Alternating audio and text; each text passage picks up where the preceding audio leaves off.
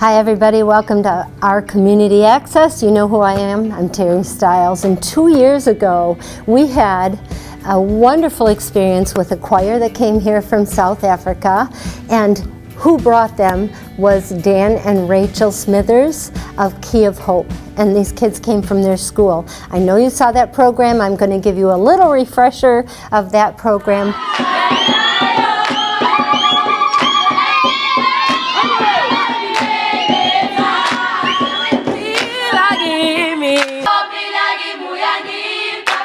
And right now we're going to re-meet Dan and Rachel Smithers. Welcome to Oxford Community. You're staying out at Echo Grove, right? Camp Echo Grove, or you have been staying there? Yes. How's your experience so far? It's been wonderful. It's been lovely to be back home. Glad to have you here at the studio. Unfortunately, we couldn't have the I want to call them kids because they're young adults. You couldn't bring the choir over here this time, right? That's correct. You know, with lockdowns and borders being closed, it's made travel impossible, really. So it's just us this year. So you come home at Christmas normally. You bring 4 years in a row, I think, you brought the choir here?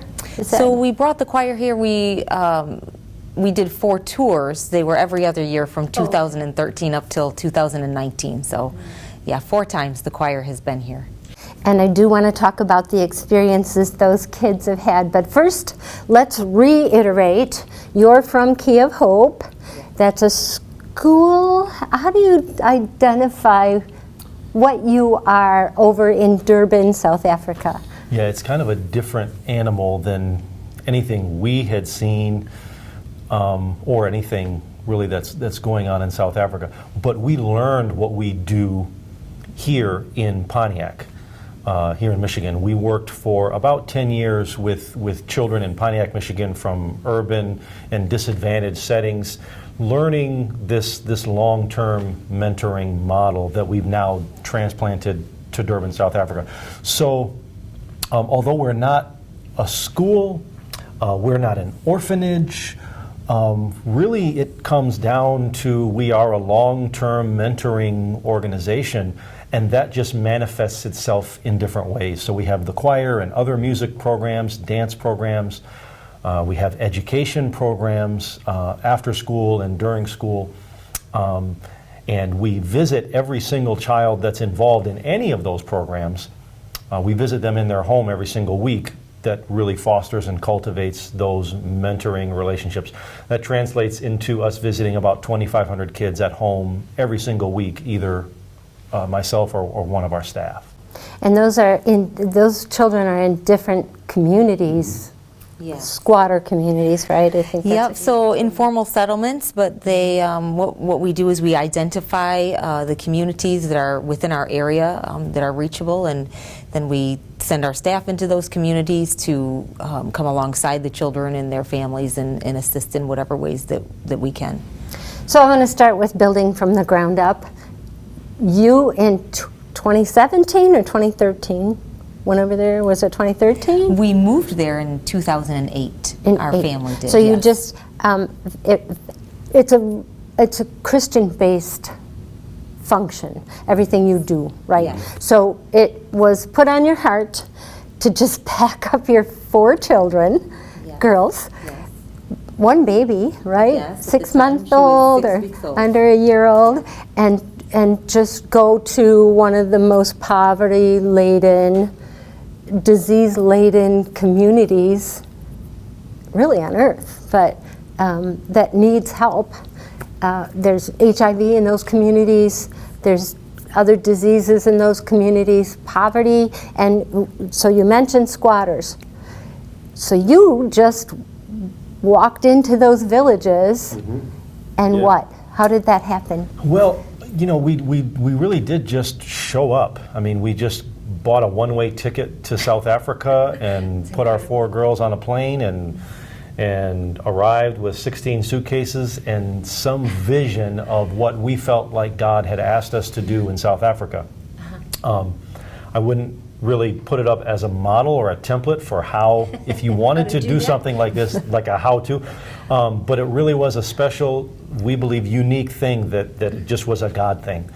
And so, yeah, I began asking and researching and looking around, where are these communities? Because Durban is a fairly large city, 3 million people. 1 million of those, however, are living in these informal settlements, these squatter camps. And so that's where we wanted to be, because that, in our region, is where it's really the epicenter of, as you mentioned, the AIDS epidemic worldwide is where we're at. And so I walked in and just began meeting people. One of the first people I met was a family of people, a mom with 5 children, and she couldn't afford to send all of them to school every year. She couldn't afford the school fees, which... Because all schools charge a fee in that area, right? From kindergarten up? All the way up. All the way up. School's not free. Public school's not free in South Africa like it is here in the U.S. There's tuition, or school fees, they call it, that are charged. It averages about $100 U.S. per year per child, which doesn't seem like much. However, yeah, when you're living on less than $2 a day, that's completely out of reach to do that. And so one of the first things we did was to help this mother get all of her kids in school the very next day, buy shoes and uniforms, which are also required to go to school, which sometimes is also a barrier to kids getting in school, and began visiting them at home. Paperwork is also an issue for them, right? A lot of those children don't have birth certificates or ID? That's correct. So that's something else that we do at Key of Hope. We have a department called Hope Fund, and they come alongside the children and their families and take them to our version of the Secretary of State or whatnot, and apply for, you know, all the birth certificates and the vaccine cards and whatever they need to be documented so they can go to school. Is there an expense involved with that as well that you have been able to help them with? Well, it's not just the expense. It's really the barriers that exist between people who are living in poverty and sort of off the grid, which is why, as you said, they call these communities informal settlements. I mean, they're informal in every way. You know, you're looking at thousands of people literally sharing a bathroom. And these are people who are born many times outside of a hospital, no birth certificate, and they grow up and they live their life. They're never able to have a formal job or a bank account or an education because they exist off the grid or informally, and so they will live their life and never have existed as far as the wider world is concerned when it comes to a census or any kind of register. They never existed. And so the barriers to getting a kid a birth certificate, just a birth certificate, are just almost insurmountable. It takes us, in many cases, years to just get a birth certificate for a child. It goes to tracing back lineages, and in some cases, meeting and having an audience with the king of a certain country, like Lesotho, where our staff will go and do that, and we have to go through all the protocol and have that audience so that the king will sign that, yes, this family is a part of this kingdom and this child has come from this lineage. Then to be able to take that paperwork back to the Department of Home Affairs, which is, as you said, our version of Secretary of State. And then bureaucracy in Africa is notoriously slow moving. And so you can if you just imagine if you are an orphan, this is completely out of reach. This is something that you couldn't even consider taking on. Not only the cost, because it's not only the fees, you know, that are minimal to, like you would go to Secretary of State and get a birth certificate or whatever. It's the cost of traveling and getting these audiences and tracing these things and doing DNA tests and all this, just to get this child a birth certificate, without which they can't attend school. And so we've done that for now hundreds and hundreds of kids, and we've got so many kids now who are still waiting for a birth certificate for years. We have kids who are 8, 9, 10 years old still waiting for that birth certificate. And what we've done now is we've started our own small little school. Even though Key of Hope is not a school as far as what our identity is, we've started that just to make sure that when these children do finally get the opportunity to go to a formal school, They're up to speed. I want to talk more about Key of Hope and the children and the amount of children you have now, starting with that one, when we come back. Don't go away. We'll be right back.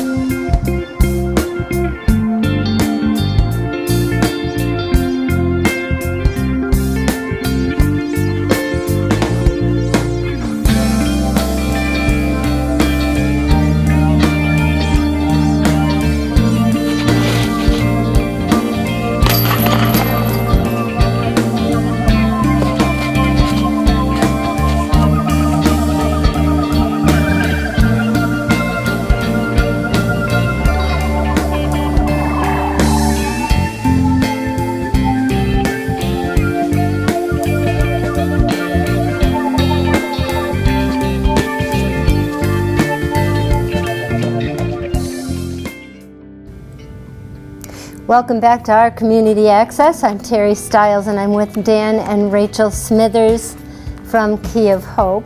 And we were talking about how Dan and Rachel got started. I love it that it was just put on your heart and you took that leap of faith. I love that. And now the community, as we're hearing, has taken that leap of faith with you. And so you started out with one family, one child. Did that family help you branch out? How did that happen? How did you get to the 2,500 students you have? And I also want to know how that affected each community. But first off, how did you start growing? What was the difficulty in getting that movement to take place? Yeah, I think there were many difficulties, not least of which was race, which in South Africa is a huge deal. We're still living in a post-apartheid South Africa. Right. And even though that segregation is no longer a civil, governmental enforced thing, it's still very much a part of the culture there. It wasn't that long ago. Not that long Really? ago, about 25, 26 years ago. And so there's still a lot of mistrust between races. And so definitely in the very beginning, there was a lot of attention that was attracted when I, as just a white person, was just walking through these communities. It was very much an attraction for people and very curious, but also mistrusting. So meeting that first family was really a key, because as I began to visit them at home every single week and just get to know them, although we were thinking big and our vision is very big, on the ground it's very small because it's about individual relationships. And so as I would visit them, I would meet their neighbors. Their friends would come over and want to meet this white man. Oh, nice, good. And so I began to visit them as well. So I said, oh, where do you live? And let me meet your mom or your granny or your auntie that's taking care of you. And began to visit them. And then there was maybe 15 or 20 of these kids that I had met and said, okay, well, this Saturday, let's all get together and we'll have a little program. So I spread out a blue Home Depot tarp about 9 by 12, and about 17 kids came and sat down, and I sang a few songs with them, played some games, and taught them a Bible story, and gave them chocolate so they would come back the next week. And they kept coming back. Yeah, they kept coming back, bribed them to come back, and they kept coming back. We have a few visitors here. Yeah.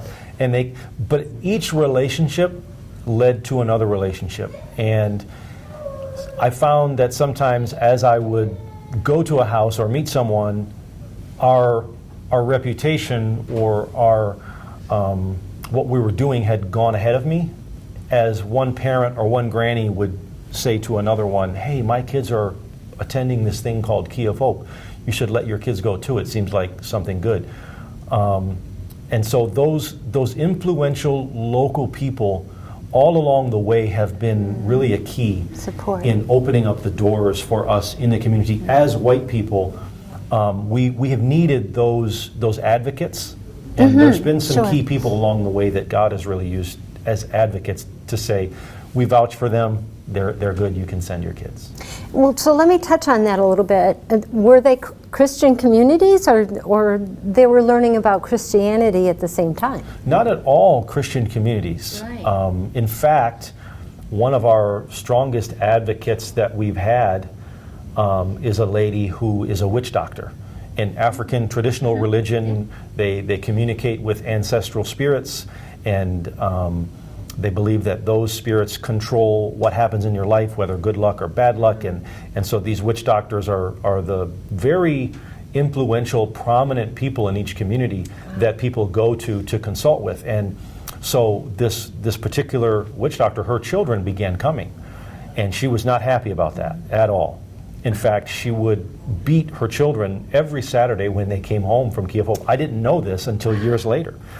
And they refused to stay away. They would even, after she had locked them in the house, they would sneak out the window to still continue coming to our kids club, and then again get beaten every Saturday. Well, was it their friends that motivated them to continue to go, and they saw the positive effects that had on their friends? No, it was just when kids come to Key of Hope, and maybe you can speak to this a little bit, because the choir has a lot to do with, and really is a microcosm of Key of Hope as a whole, and how we're a family. But when they come, and this is the experience of many kids, they experience for the first time in their life, and I don't mean that, I'm not speaking hyperbole or I'm not exaggerating, this is literally the first time in their life that they experience love and a family, and what it means to be supported and cared for and encouraged, and you know, that's a big part of what's made the choir work so well.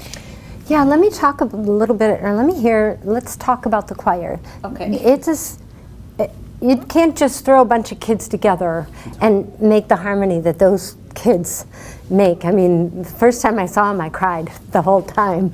It's just magic. And how did that happen? You have a musical background, correct, Rachel? I do. So I grew up singing. I love to sing. I went to Oakland University, and you know, was a part of the music program there. So really, how that happened though in Africa was I had a desire and a dream, if you will, to go there and to recruit kids, to bring them into a formal music program and create a choir. And a choir which would not only serve to give them purpose and, you know, something to do, an activity, but also that they would travel internationally. And so that they would take all of the beautiful music that they create and spread it, you know, spread their joy through that. So really how that started was one day I just decided I was going to start this choir. We didn't have a place to start it, so our choir tryouts, our first choir tryouts were on a soccer field in the middle of a community. And Dan had picked me up a keyboard. It was kind of just a rinky-dink battery run, kind of just a piece of junk, really. But I took it and I set it up on the field, and you brought me some kids, and I, you know, tried to figure out if they could sing, and if they were even close to being able to sing, they were in the choir. And so that we practiced on that soccer field probably for a good 6 months before we ever actually had somewhere formal to go. But yeah, that's how that began, and I just started. You know, I don't speak Zulu, which is their language, so music was kind of our language, and so I would sing and I would make them repeat it, and you know, it was just this and that, and we kind of figured it out together. So they had that need. They really wanted. They put as much into it as they did. They wanted to be there, and it's not because, you know, they knew me. I mean, I was the weird one. I was the white lady from America, but they wanted to be a part of something, and that really is the key. Like Dan was saying, is that it's not so much what you're doing as the community that you're creating with the kids, and the love that you're sharing with them, and the hope that you're bringing them, and the family that you're creating by spending time with them. and pouring into their lives on a personal, relational level. And what that teaches them, they bring back into their own community, right? do, So you're yes. not just affecting the kids that are right in front of you. That's true. When we come back, I want to talk about facility. You didn't have a place. Okay. And I want to know how long you didn't and how you ended up with where you're at and is it permanent. Don't go away. We will be right back.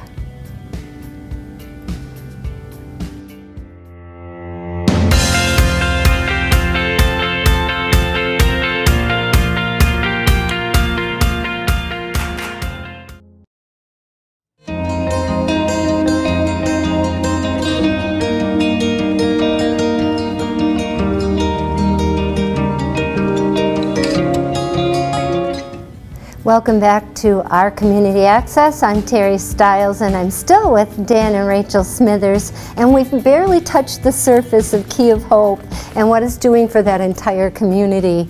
Rachel was talking about her choir, or the choir students. You have a group of at least 25 that you travel with. How big is the choir there? I mean, I can't imagine that they don't all want to be involved, especially on the Kids Club Saturdays. Do you do singing then? Oh, I think all of our programs really involve some type of singing. There's so much joy in that. There's right? so much joy in it, and it's just a part of African culture. Sure. So they love it. It just kind of comes out of them. So everything that we do involves music in some form. But actually, so in the tour choir, you're right, there's 25. But the senior choir, we call it now, is about 50, and that continues to grow. That'd be We'll do wonderful. auditions and tryouts again when I come back, and every year I say I can't handle any more than this, and then I end up bringing in more than I can handle. I don't know how you but- make that choice. I don't either, but you just do it. But out of that has also grown a junior choir. So now we have little, we call them schmutzies, but little kids, 8, 9, 10, who have their own little junior choir. And we've also developed a young adult music group called Itemba. So we have a lot of layers of music now. Well, so you and Dan aren't the only ones doing this, right? So you've got all these other groups. Is there mentorship? How does that work? How's your staffing? So we have what we call a leadership pipeline. And so, for example, when Rachel mentioned something like the junior choir, one of the kids who was a part of the choir that you interviewed now serves on our staff, is attending music school, and she's the director of that junior choir. And so of our more than 40 staff, the vast majority of them are kids who once came to Kids Club, and they came up through our youth and young adult, and are now in their early and mid 20s. And all of the love that they received and the mentoring that they received over the last 14 years, they're now able to overflow into even the next generation. And that's really where a lot of our long-term mentoring comes in. Okay, and so you were started out on a soccer field. Yes. That can't possibly still be the place that you're working with all these students and all these kids, because you do have educational classes. You do have a feeding program I want to talk about. You do have that mentorship.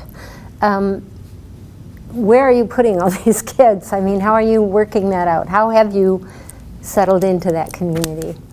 So, okay, I'm going to take this one, I guess. Yeah. Okay, so right now, actually, we're really, really close to purchasing the property that we're leasing.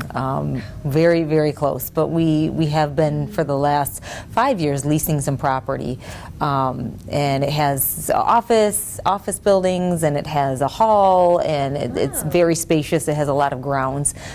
So we bring the children there to do programs there when we're not in their communities helping them. So that's the setup right now, and it's a really great one.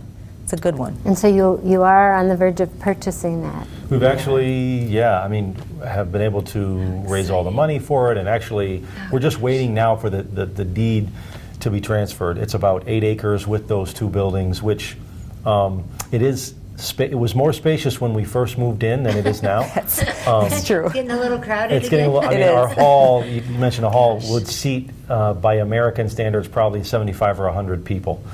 And we routinely have 500-600 kids in there Yes. packed out. So once the ink is dry on our title deed, we'll be able to then begin thinking about expanding and Wonderful. upgrading our facilities to actually house what is 2,500 children. Yes. So let's talk about that, the funding. How do you get funding to continue with the multiple programs you have? I don't even know if we're going to have an opportunity today to touch on all your programs, but you transport the kids, plus you feed. Where does that money come from? Almost all of our funding comes from here in the United States. And that's a mix of churches and businesses, but to be honest, the foundation from the very beginning has always been just individual people who, like yourself, have either been touched by the choir or have seen what God's doing over there and felt like they wanted to get involved. Somehow, some way, over the last 14, 15 years have been affected and touched by what Key of Hope does and have decided to get behind it in a financial way, which of course allows us to make more room and allow other kids to come in to the programs. And so every year as we come back in December, either with the choir or without it, that's what we're doing. We're trying to get the word out and just let people know what's going on over there, and that it's absolutely miraculous and inspiring and amazing, and that's not anything that we can take credit for. I mean, we're over there really, and we've learned just managing what we see God doing over there in South Africa. And what you're doing and what you have done has reached out, like I touched on earlier, into communities. You have students, young adults that have advanced from your program and go to colleges now, and they're a viable entity in their community, contributing to the finances of that community, the health and well-being of the community. How successful is that? I mean, how many, I don't know if you could possibly put a number on it, but are you seeing the results of that in those communities? Definitely we are, and again, it's a pipeline, and coming out of poverty, that, if you want to call it, adolescent period of life is definitely somewhat protracted, longer than it would be, say, for an American teenager who just grows up with all of the education and resources you could possibly want. And so what we've been able to do is send many kids to college and university. In fact, right now is the time when kids are finding out where they've been accepted. And so I'm getting texts and I'm getting messages from kids, hey, I got an offer. And so we help them with that, because in order to even accept an offer, maybe they've gotten great grades through their whole high school career. To even accept an offer, you have to pay your registration fee, which, I mean, they don't have that. And so they look to us to be able to take that next step. We've had kids get full, or I should say half scholarships to school, go to that freshman year, get all A's, and then have to drop out because they couldn't pay the other half and return for their sophomore year. And so there's just so many layers of barrier between these kids and their futures. And so yes, we've sent to college, university. With unemployment as it is in South Africa, I think the official figure is 25%. Oh my but goodness. in the areas we work, it's definitely higher than 50% unemployment. And so we have, even in that context, been able to help kids find jobs or become entrepreneurs and start their own businesses. We have many kids that have just started their own clothing companies, woodworking companies, IT companies, you name it, graphic design. They've just things that they can learn on their own and then start a business with that. But of course, our ultimate vision is to have our kids in key positions all over the city as social workers and policemen and teachers, and we're getting closer and closer to that goal. And they're seeing that goal with you, right? Mm-hmm. Yeah. Gosh, I want to talk more about that. I want to talk more about the home visits and the garden projects that you have when we come back. We're going to have to come to part 2. So we will be back. We will be back in part 2. So keep an eye out for it next week. Don't go away.